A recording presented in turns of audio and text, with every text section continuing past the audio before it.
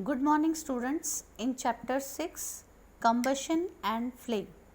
Yesterday we have discussed about what is combustion and what are its type. Now in today's class we will discuss about types of combustion. Depending upon the conditions under which combustion takes place, there are three types of combustions are there. First one is the rapid combustion. In rapid combustion, when a combustible substance burns at a rapid rate producing very large amount of heat and light in a short period of time, it is called rapid combustion. It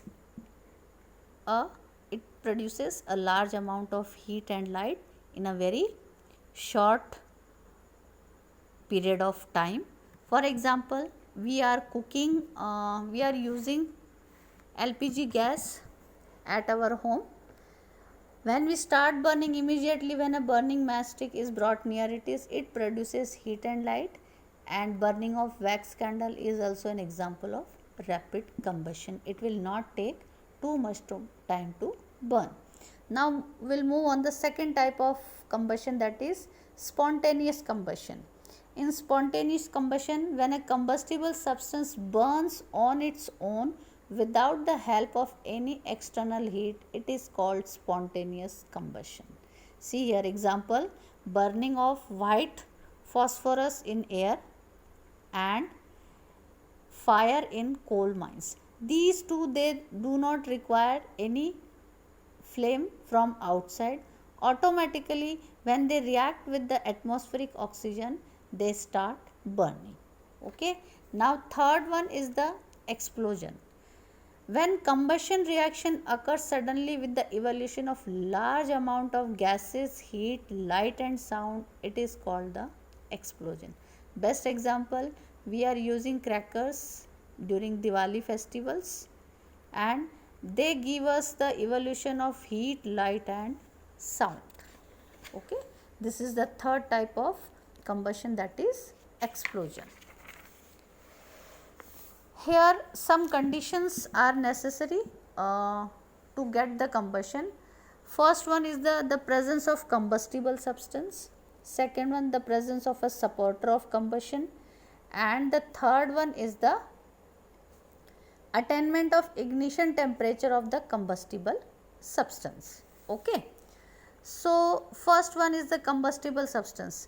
The substance should be combustible, means वो जलने वाला होना चाहिए, like paper, cloth, wood, LPG and petrol.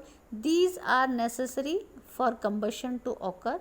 So the process of combustion cannot occur without the combustible substance.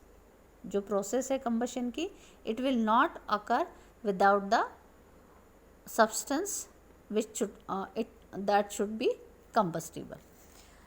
Now second one is the supporter of combustion. Combustion is a chemical reaction between a combustible substance and oxygen present in air to produce heat and light. It is very important, without presence of oxygen the combustion does not takes place. Okay. For this we will have one very nice activity. Here you can take one candle and light the candle. You will see this candle is burning, but after some time what happened, if you put one jar over this candle, what will happen? This candle will stop burning. Why this happens? Because it will not get the oxygen or atmospheric oxygen that help the candle to burn. So oxygen is very necessary for this, for any combustible substance to burn.